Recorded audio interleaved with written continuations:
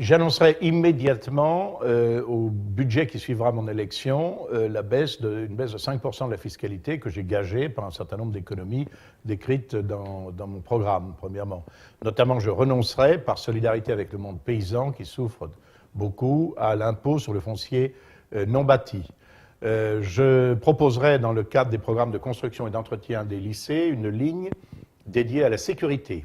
Et enfin, je m'efforcerai de mettre en réseau les bénévoles pour créer un vaste mouvement de parrainage de nos anciens, des handicapés et des jeunes mamans, 3 catégories qui ont besoin, pour pouvoir rester chez eux, d'une petite aide ménagère de quelques heures par semaine.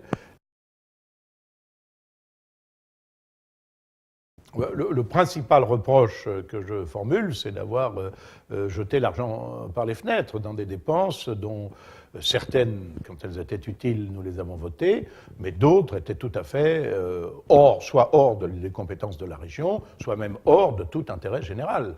Je pense que quand on a multiplié les relations internationales au point d'en entretenir avec 30 États, alors que ce n'est pas la compétence de la région, quand on finance, par exemple, une école de formation au métier de fabrication de la chaussure au Vietnam à hauteur de 750 000 €, quand les métiers de la chaussure se cassent la figure à Romans dans la Drôme, je pense que c'est tout à fait abusif.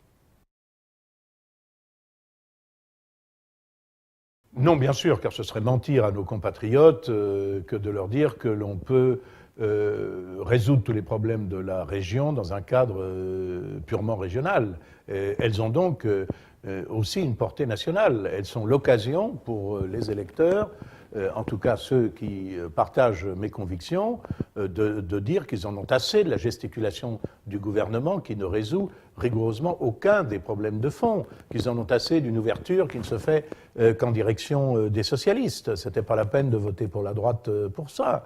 Qu'ils veulent une autre politique que l'insertion de la France dans un ensemble euro-mondialiste dont on voit bien qu'il l'a conduit à sa ruine.